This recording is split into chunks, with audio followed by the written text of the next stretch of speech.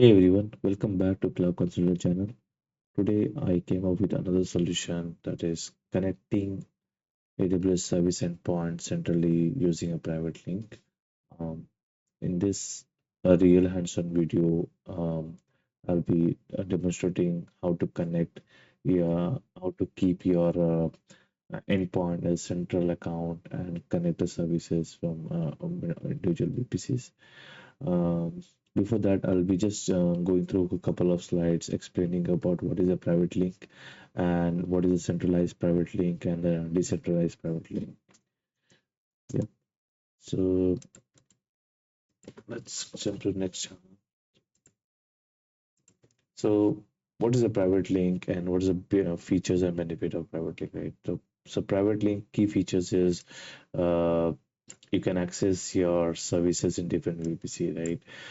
So suppose you have multiple VPCs, right, which is account A, B, or C, and you have certain services like S3 services, or you have ECR services, which is running in this account, this VPC, and you want to access from the other VPC, right? So using private link can be connected easily. So I'm going to explain it that. So that's one feature. Second is like it remains the backbone of AWS private network.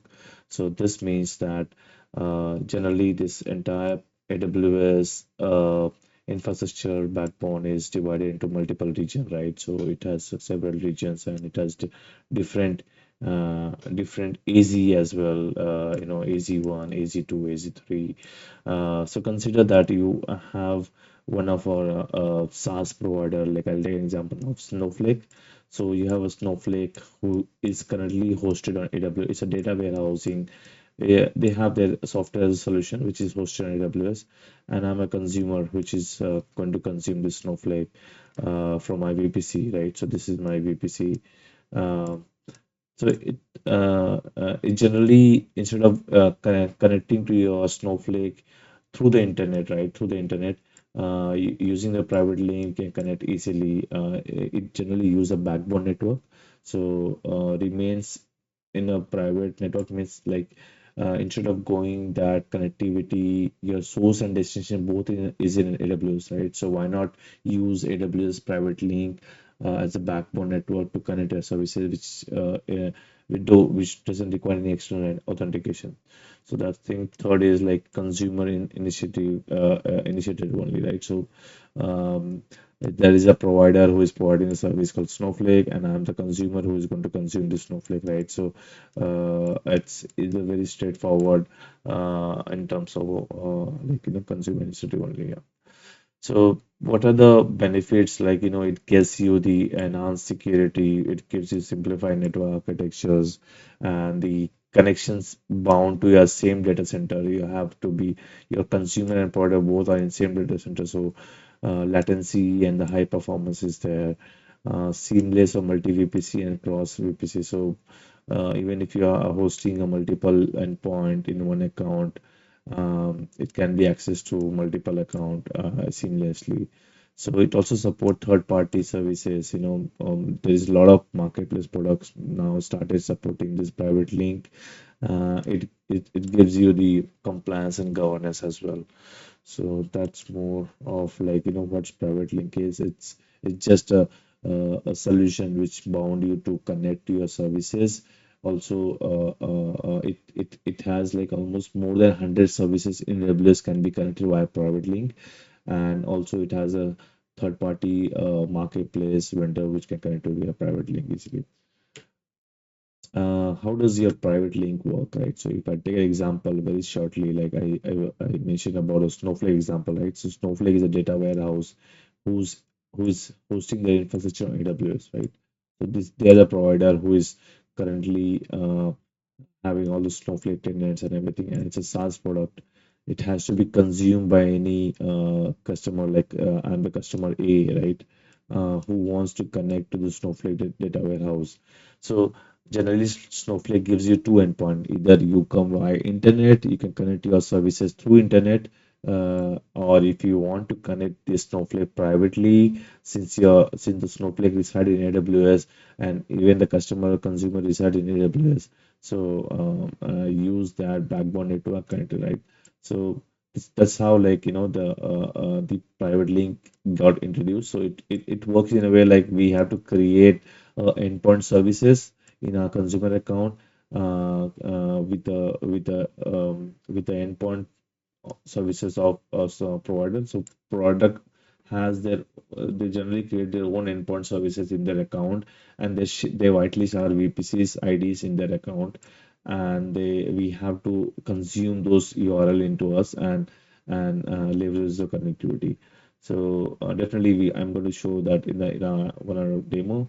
So next is, like, suppose you have multiple AWS services, like, yeah, I was taking about name of ECR, S3 bucket, there are so many services nowadays, like, which is more than 100 services in AWS is supporting privately. So considering, like, if you want to connect to the S3 services privately, yes, it's possible. We can use the privately and connect to the services from your VPCs.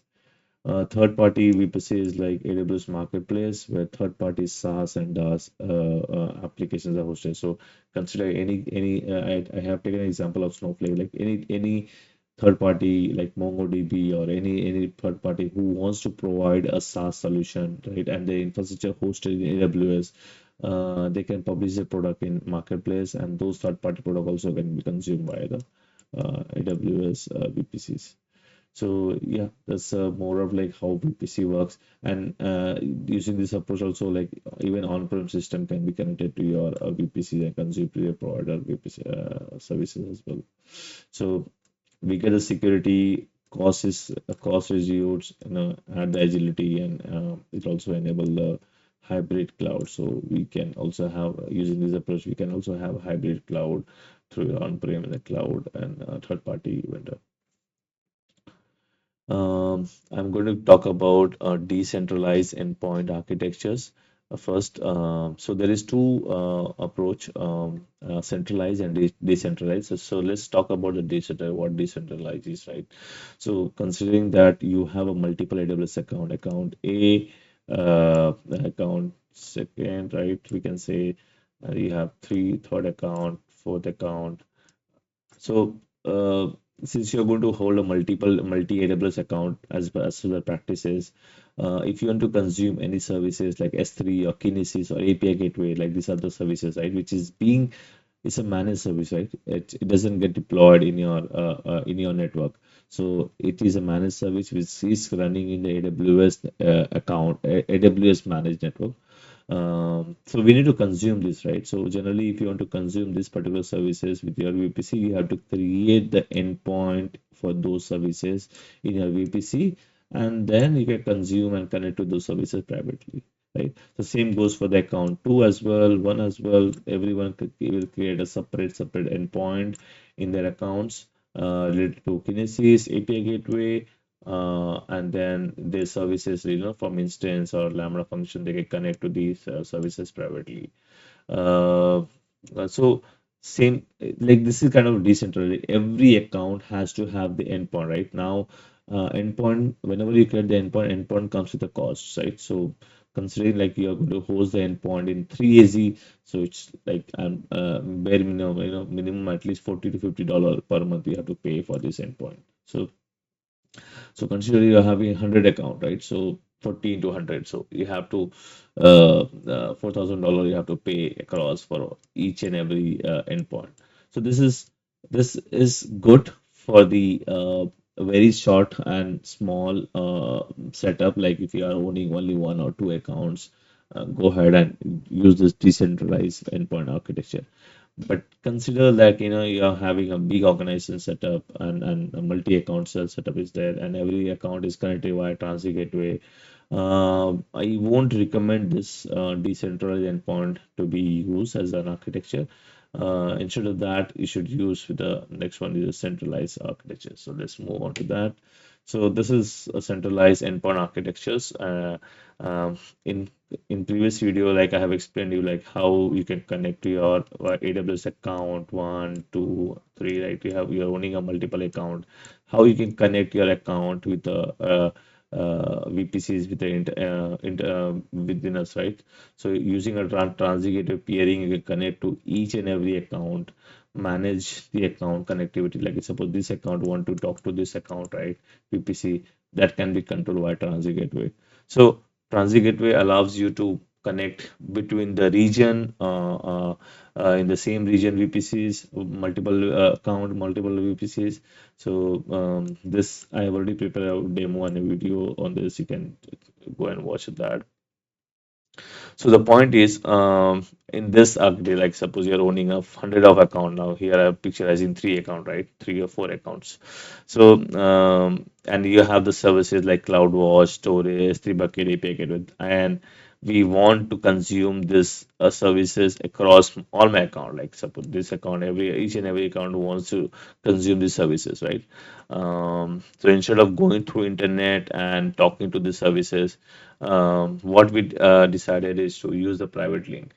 So in centralized method, what we have taken an approach like we'll create one separate account called shared service account, and in that account we can create the endpoint for each service. Like for example, for API gateway we created one, for storage gateway we created one, for CloudWatch we created one, right? So this is like separate endpoint you have created already in a shared service account. Now any account who wants to talk to this services, they can easily come to Transigate. In front of Transigate they connect here and they can reach to this particular thing. So now the what is the benefit of here? Here we are getting the visibility which account is having and connected to all the services through this transit gateway, centralized peering. Second thing is the cost effective, right? So it allows you to uh, basically see like instead of owning the maintaining the endpoint in each every account and making like $40 per VPC, like it's huge for the big environment. So having the one particular account which host all your endpoint services and then consume those from all the multiple VPC, right? That's much cheaper than the other one. So definitely the data transfer cost will come if you're going across AZ and across region, but still it is more minimal than instead of hosting your multiple endpoint in each and every VPCs, right? So that's a more of what centralized endpoint architecture looks like, and this is something like I was talking about. This is nothing but say endpoint services. Like suppose you have a vendor or if you have some services which you're managing in this account, right, and want to connect to these services. So I'll take an example of I have this RDS or database instance running here, right? This is my DB, and I want this database to be connected to this. So how you can connect? I mean, I don't have any peering. So without that as well, I can use a backbone network and connect from the endpoint services. So you can just create the NLB, and out of NLB you can create the endpoint services, and this endpoint services can be consumed to your by a shared service account. So which means this is this is the interview question, right? Generally interviewer asks how you can connect the multiple VPCs. What are the different approaches? The first approach is VPC peering, which is like a very old.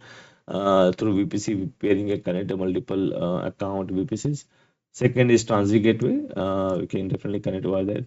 But if interviews say like what else, so third is like basically we can use private link, which can using leveraging the AWS backbone network, we can connect to any sort of VPCs without any transit gateway and peering and VPC peering. So that's the interview question. Yeah, and talking about this on-premises, definitely if you have a connectivity from the transit gateway, you can also reach out to these services through the on-premises, right? Because your connection is getting terminated on the VPC transit gateway. So this is more of the centralized endpoint architectures. I'm definitely going to talk about in this demo. I'm going to talk about what as an example. I'm going to talk about that. I'm going to have the ECR I'm going to create one ECR repo. I'm going to use one ACR service, and this ACR service I want to consume through all my VPCs uh, using the endpoint services. So I'll be creating the ECR endpoint here in this account, set account, and from there I can reach out to you. Okay, let's jump to demo now. As I mentioned that in demo, I'll be having a three AWS account. Account A, I'll be having account, then I'll be having account B, and then account C, right? So this all account will have individual VPC, and and I will be creating the endpoint services for ECR. So I'll be having the ECR repository anywhere in this account, or you manage the ECR anywhere. But the purpose is that I want the ECR services to be consumed centrally. So I'll be creating the ECR endpoint. Uh, ECR endpoint. Also, we can create one S3 bucket endpoint as well. And this endpoint I want to connect through my VPCs centrally. So this will be going via transit gateway. So transit gateway connectivity already set up is done in previous video. Let me log into all three accounts, and we can start the demo now. Yeah. Okay, let's start the demo. So I'll be logging to the all three accounts. Let me, yeah. So this would be my network account. Let me also connect to development.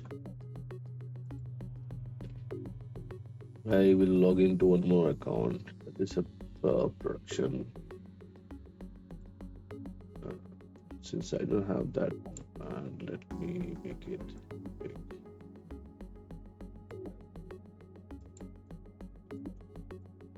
Okay. So in previous video, we have already set up the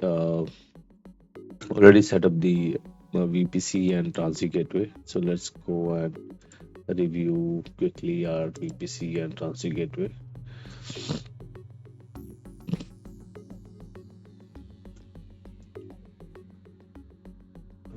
So we have created a transit gateway in this account in Ireland region, and that was we shared. So we should have the route table for each. Okay, we have the route table. Now, the in this account, I'll be creating the endpoint. So endpoint is here.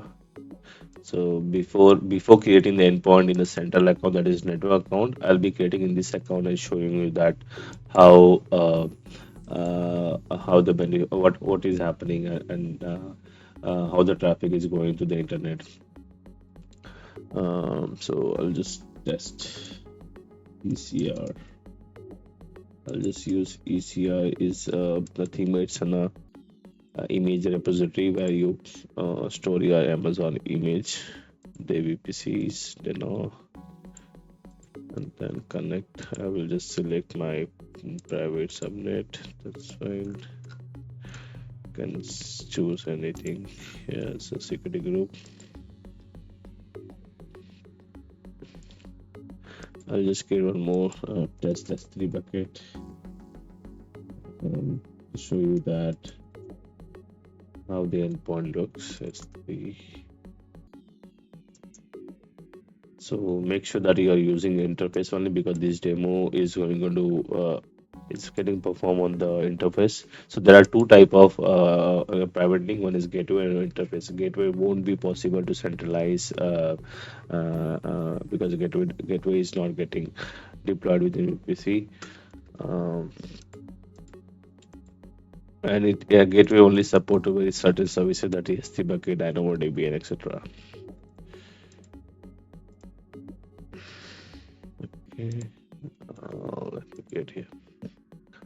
So we will have a two endpoint now getting created. For one is for task SC bucket, one is for ACR. So let's go ahead and see that what DNS name we have. So it's still getting here done. Yeah, I see this ACR demo.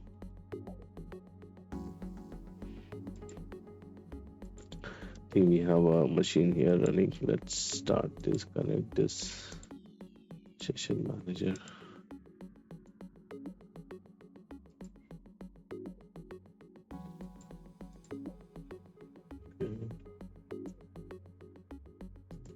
Okay, so endpoint is created now. So if I go and ping this particular domain name, um, so this is the centralized decentralized method which I'm showing right now. The development account is going to own the ECR endpoint, and now it is available. If I show you, like, if I ping this particular the URI, uh, it's a ECR URI, which URL which is going to connect. So if you see, it's connecting to your private IP, right? So this is not working because I think I have not allowed the security group. Let me allow the 443, then it should allow to reach to there. Yeah, HTTPS. I can allow with my VPC IP itself. Yeah. So this, now let's try. See, it's connected. So which means that now with the centralized method, like which I was showing in my previous slide, centralized method, like each and every account can also own the endpoint, and you can connect to the ECR or relevant services privately, right? So it's going to the private, right? Now I'm going to delete this and uh, um, recreate this endpoint centrally from the network account. Okay. Meanwhile, it is deleting from the development environment. Let's create in the same endpoint in my central account. So I'll go ahead and go to ECR repository, not ECR, sorry. Go to VPC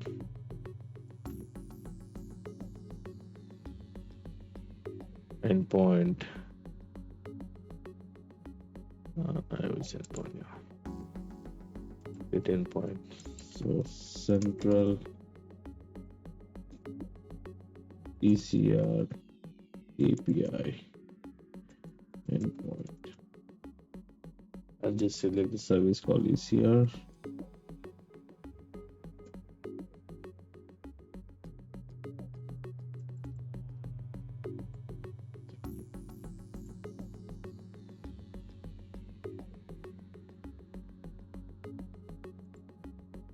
Here I have to select the VPC where the transit gateway was configured, just to make sure that development VPC is connected to transit gateway. I'll use private subnet, and here we'll have to use the security group as well, so that who wants to connect this, that control is there. This endpoint. So this is here. I can create one more endpoint for.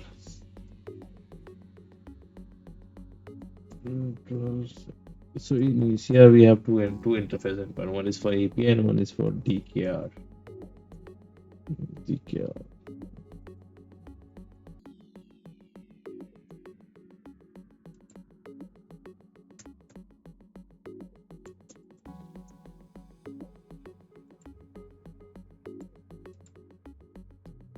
Oh, I forgot something. So you need to disable this option, enable the DNS name. That option has to be removed, because since we are going to own this in a different account.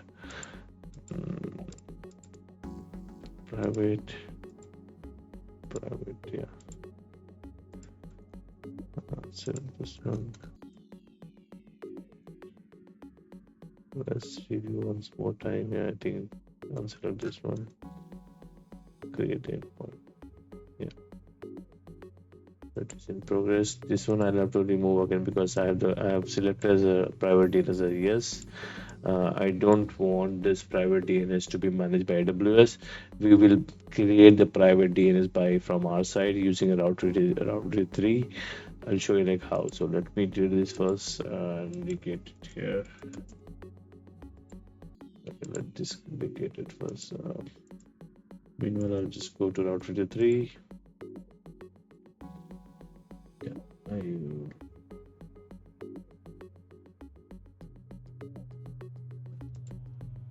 will have to create a hosted zone, private hosted zone for maintaining the private Route 3. So we see here DKR, sorry, DKR. Let me go to DKR. This I've kept as a private. No, go down. So actually the DKR IP is dkr.ecr. Yeah, this is the endpoint. So I'll create a DNS name, this DNS name, and private hosted zone. So this need to be resolved, and so we'll manage this by ourselves. And I need to select like which particular VPC you want to associate for this, right? So currently I will be choosing this account VPC, which is running in Ireland, and this create the hosted zone. Meanwhile, let me see if DKR is this is removed. It is still detecting. Okay. Anyway, we can test with the DKR itself.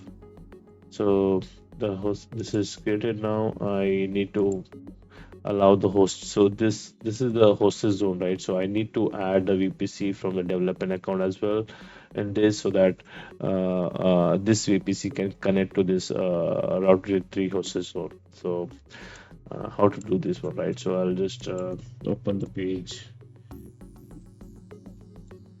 Cross VPC authorization.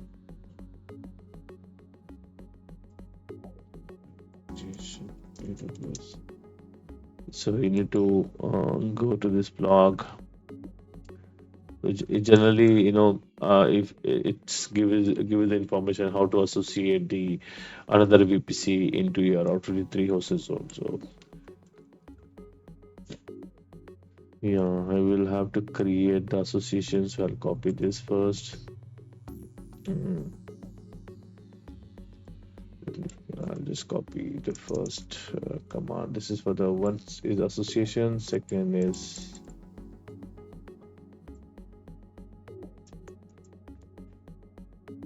okay. That is for list, and this is for association authorization. Create VP association authorization, and then this command is for this is for the associate the VPC association. Okay, fair enough. These three command will work. Now let me copy the hosted zone. So hosted zone we need to copy and keep replace this box with here and the VPC ID. Which VPC ID you want to connect, right? So and the region as well. So I have my development VPC running in EU West one, and I have my VPC as well. Development VPC is this one. Just go there VPC.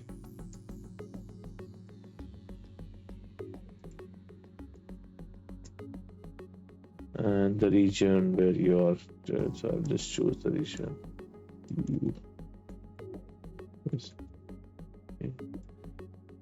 And let me prepare the same thing for the other one as well. So hosted zone should be this, and then VPC region. Let me copy this as it is from here.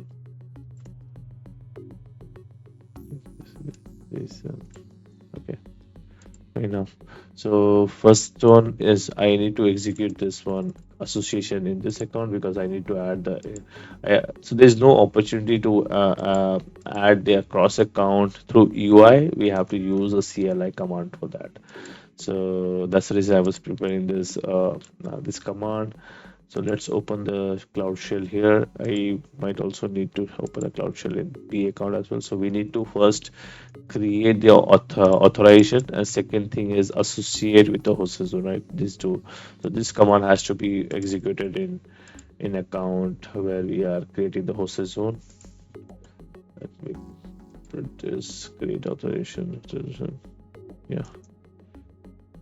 Yeah, okay, it's created. Now let me execute this command in second account. So this will authorize and confirm that okay, this request is making as a valid. Okay, it's pending and the request is done. So that's enough. So I just refresh the page and we should be able to see the VPC ID that is ending with 201 should be visible over here. Yeah, it is there. So I can see one more VPC got added here. Cool. So now second step is done and now we have to resolve this DNS through our VPC, right? So let's go ahead and try pinging this domain name. Yeah. So I'll just connect to my instance. So suppose you are running connecting to our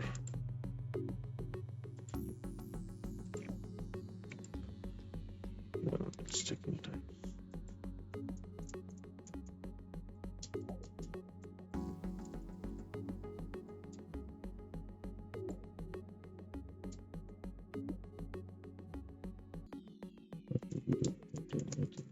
Okay, maybe. Sorry, I have made one mistake. So in this Route 23, we haven't added the CNAME record, so we need to add that record as well. So uh, let's go to our VPC. So this DNS name we have to add into our record. So this would be blank. I just keep the alias because I need to use this. So this domain is a root domain name. It need to be resolved. So we will use VPC endpoint region. Where's my island? And this is my DKR endpoint. Cool. Create. So let's allow some time and it will resolve.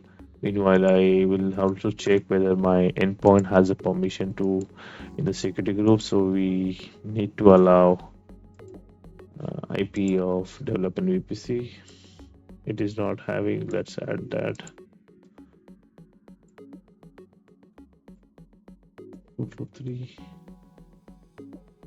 Just add the VPC of my development. Development VPC is ID is dev.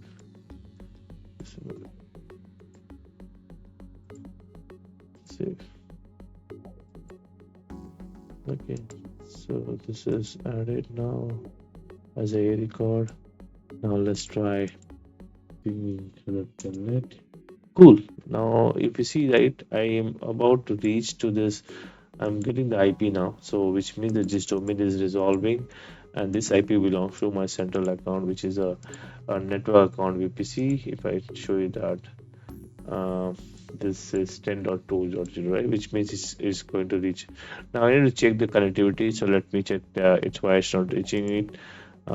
First of all, I'll just go and check outbound is there, and second testing I'll be doing like connecting. Sorry, I'll go back. Second, I will just check that this machine belongs to what network. This is in private subnet. It should have the route table of transit gateway. It has the transit gateway. Now it's not resolving here, which means I need to go to transit gateway again. This is nothing but it's a issue with the transit gateway route. So traffic development should come and reach to the VPC. Okay, it is already there. So it is already there. It is going to this VPC, which is a network account VPC, and then return response also we have, right? Yeah, we have the return response. It's all good. Let's check the original DNS name whether that is resolving or not.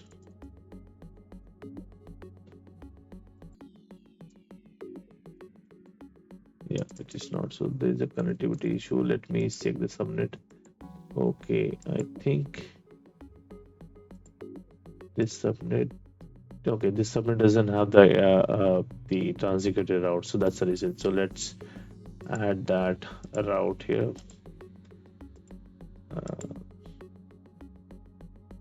So you don't have to worry about this. This connectivity will be already there by network team. But yeah, this is part of peering between two VPCs.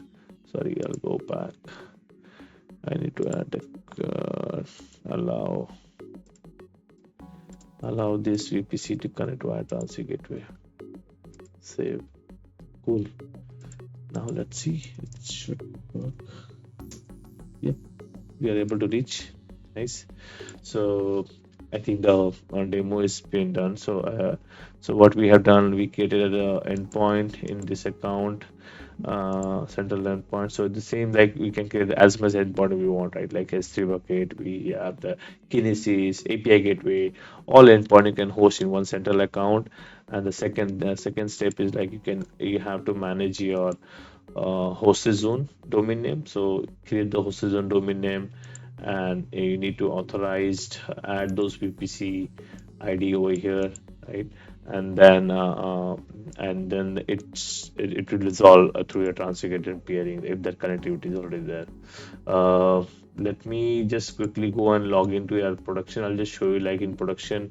If I connect to one of the machine, what response I'm getting for this same URL endpoint, right? Yeah, let me copy this EC2 instance. I'll just connect here, connect.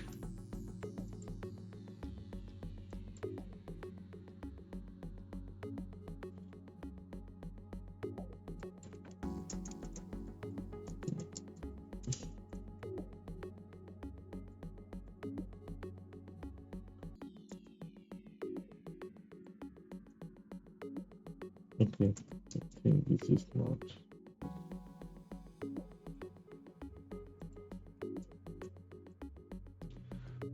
See, this is not resolving, right? Because there is no endpoint for this particular domain name, uh, which is fair enough. It can, this is the interface endpoint. It can only resolve to your from a VPC once you have this interface endpoint done. So yeah, thanks guys. I think that was more motto of this video where I wanted to cover like centralized endpoint. Like you can create as much as endpoint that you're hosting. So this is beneficial in terms of cost. So you don't have to pay the cost for each and every endpoint for the multiple VPCs. And the also from the security point of view, right, your connectivity reside into one account and also getting monitored from an account. So whatever traffic wants to reach to here, right, so we have the traffic flow as well enabled here.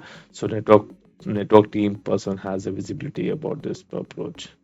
So thank you guys. I think that's all for today's. See you in next video.